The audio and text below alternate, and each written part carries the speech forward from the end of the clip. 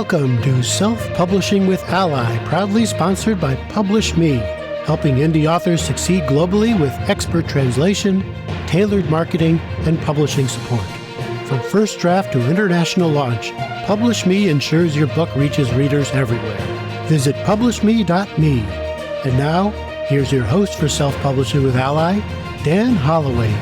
Hello and welcome to the Self-Publishing News, and welcome to what I hope is a better sound on a better microphone, as those of you who were there for Ally's podcast on the Anthropic settlement will know. My microphone died before I could offer my opinions on, or my perspective on, the international aspects of the Anthropic settlement. The webinar as it stands will be circulated and it will be made available. So do keep an eye out for that. It was an incredibly helpful session giving advice on the legal position in the US and internationally, and specifically giving clear and actionable advice about what authors can and should do in order to express an interest being part of the class and to make a claim as part of the class. And that class, of course, being authors whose works or rights holders of works that were downloaded in pirated form from either LibraGenesis or Pirate Library Mirror by Anthropic for the training of their Claude AI large language model. And AI is indeed dominating the news this week, and the main news in Indieland certainly is the launch of Amazon's Kindle Translate. So Kindle Translate is an AI-powered translation tool.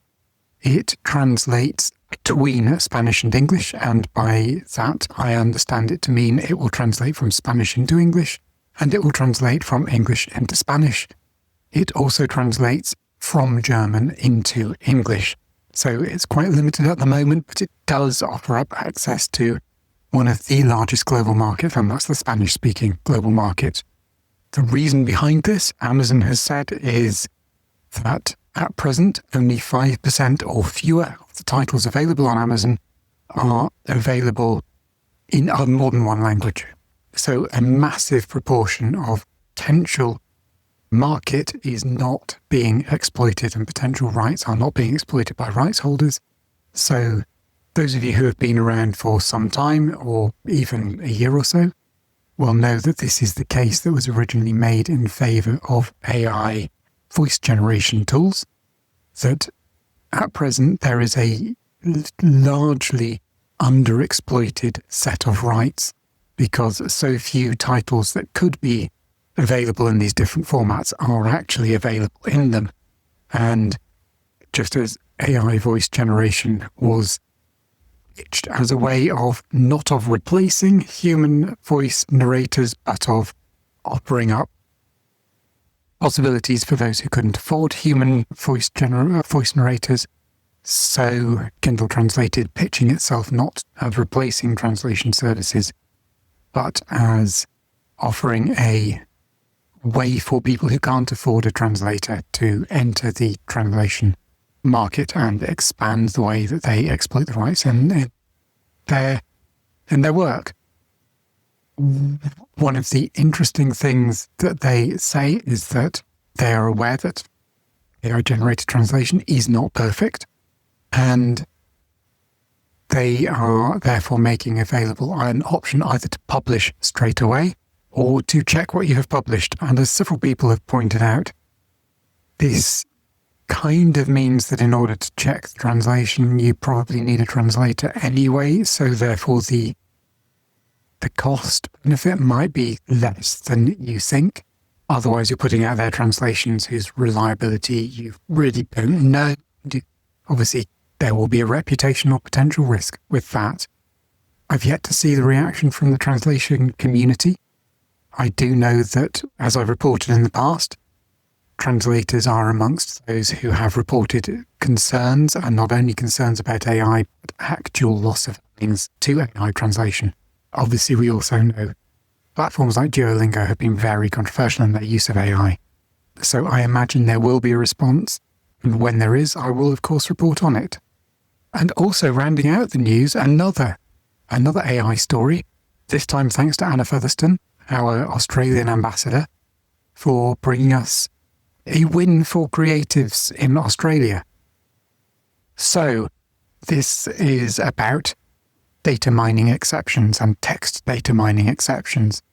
Those of you who've been following this column and podcast for a while will remember that the UK carried out a consultation about whether there should be an exception to copyright law for text data mining.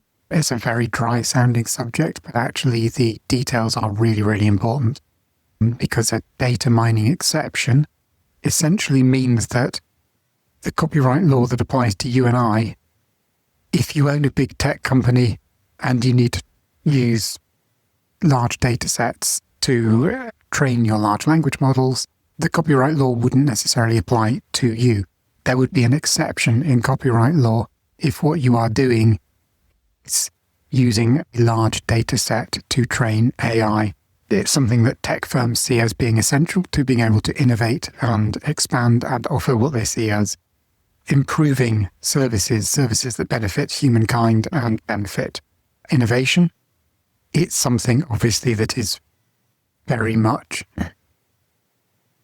of concern to creators, because copyright law is something that provides us with protection, and if technological firms are allowed to get around copyright law because they are exempt from it, then this means that large proportion of the redress that is available to us and the ability to opt in, opt out, to consent to works being used in certain ways that you would expect as a rights holder to be able to consent to is taken away. Anyway, in Australia, there has been a campaign from the Australian Society of Authors to make sure that there wasn't a text data mining exception put in place in their copyright law, and the Australian government has now announced that there will not be such an exception, and this has met with great favour from the author and authors' representative communities in Australia. So thank you to Anna, who was also one of the participants in the Anthropic Settlement webinar, giving a perspective on what that means for Australian authors.